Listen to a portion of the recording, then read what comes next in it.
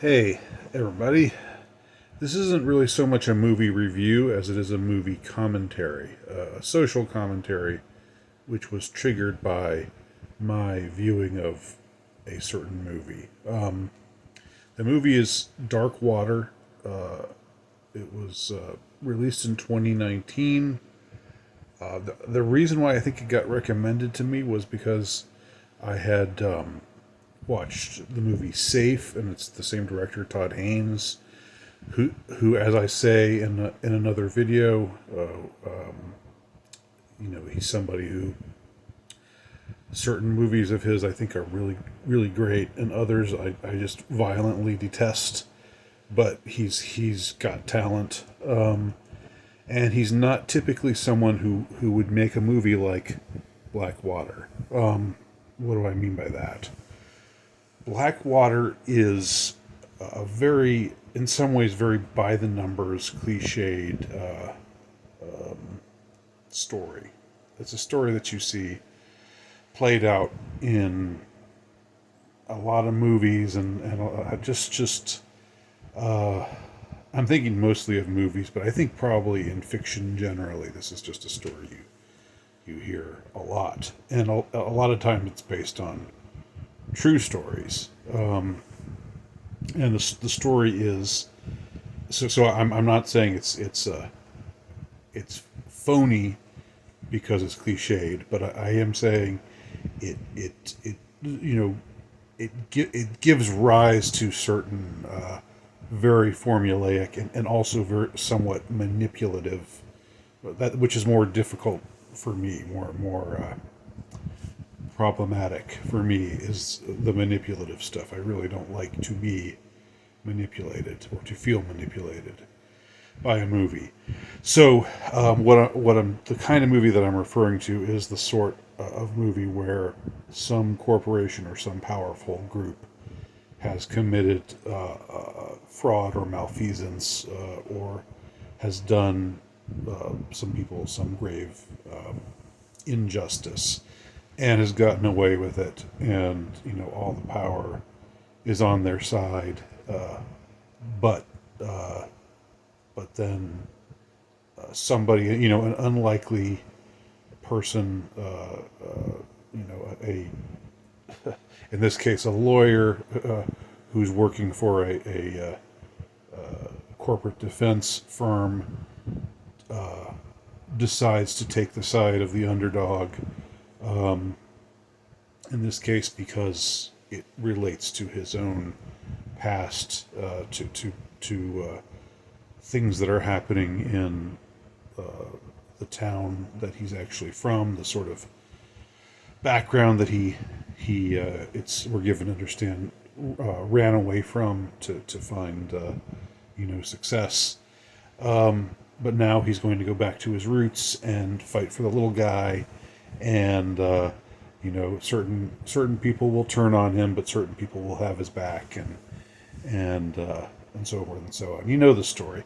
I guess like Aaron Brockovich is like maybe the one that the story that comes to mind, or the movie that comes to mind most prominently. And this is telling the same kind of story as that, but this time you have I guess that Aaron Brockovich had the director of Aaron Brockovich was also somebody who is capable of Soderbergh. Steven Soderbergh is also somebody who's capable of making, crafting, intelligent movies. I think he's more uneven, though. I think Todd Haynes is generally somebody, even in the movies of his that, as I said, I violently dislike.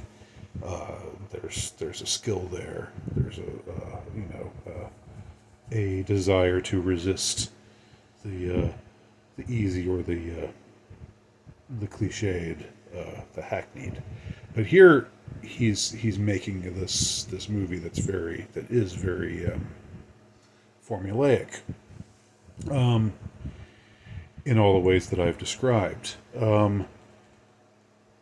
And there's a couple things I want to say about it. First of all, I think Haynes does put his stamp on it in a way, just in that cinematographically, the way that it looks. And I'm a real dummy about this kind of stuff. I don't know much about the technical side of things, but the movie has this look to it that's, you know, that's a cut above. I don't know what was done with something with the color grade or whatever, but there's a lot of scenes that look just very dreary, and really capture this dreary sort of atmosphere. This almost, you know, sometimes when you're outside and it's a rainy day or an overcast day, and things almost look black and white, even though there are colors, but it just doesn't seem colorful. This is something I've always remarked about a rainy day or an overcast day, just because of the prevalence of gray, in the sky. It just makes everything look grayish, and that's kind of what the movie looks like. Also, there are certain characters who go certain ways that you don't expect.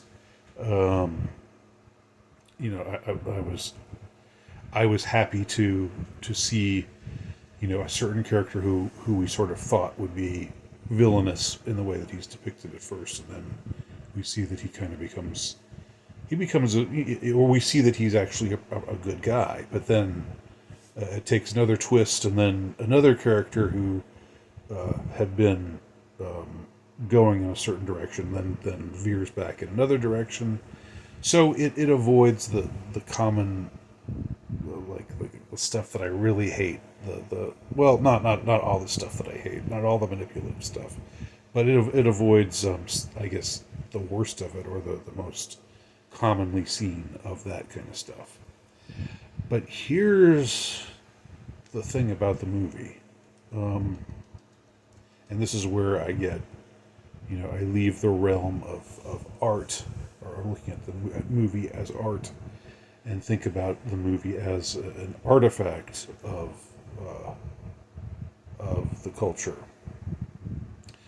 This is a movie that's based on a true story. The story is about the chemical company Dupont, and how they apparently dumped a bunch of harmful chemicals in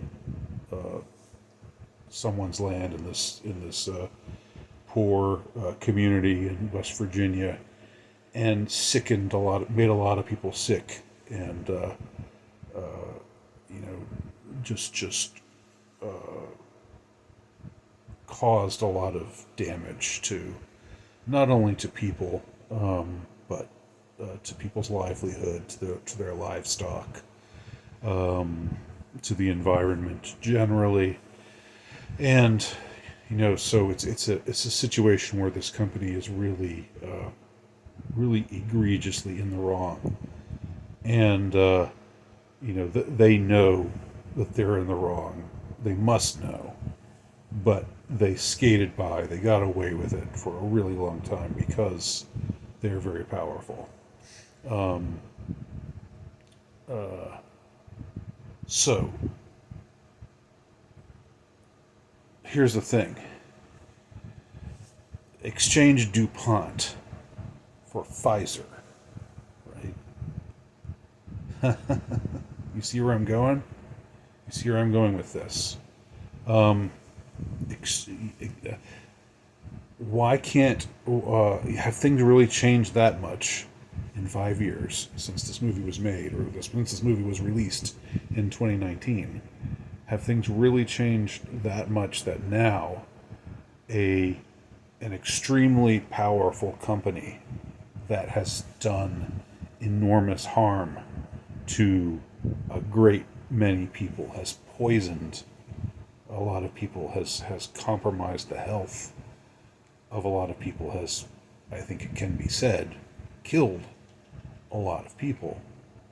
The same things that are said about DuPont in this movie, Dark Water. Why is it that we would never see such a movie made about Fize today? that was made about Dupont in 2019. Now, there are certain things about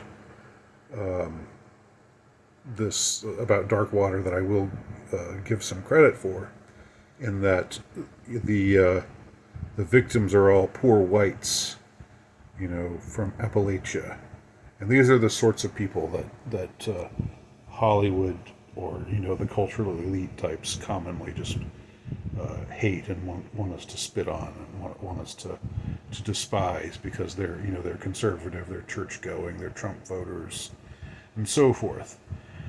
These are the same people who were victimized by the chemical spill in where was it? I'm not remembering the town, but East Palestine, Ohio, back in 2023. Depictions of blighted Appalachia, and sympathetic portrayals of people of that region are kind of outre, because they're not, these aren't ethnic people, these are poor whites. So in that sense, the movie is already kind of countercultural, and I'll give it props for that, for asking us to sympathize with the kind of people that a lot of the folks in Hollywood and elsewhere, in the realms of power, just want us to hate and despise. But I don't think you would find I don't think any similar movies are in production right now. I don't think any scripts are even floating around Tinseltown right now, which discuss some of the revelations concerning a large and powerful and extremely influential corporation like Fize. So there you go. I mean, Dupont was, I think, as far as I know, still are a very powerful entity, a very powerful corporation. I don't know, this movie is depicted, it's made, and they're named in it.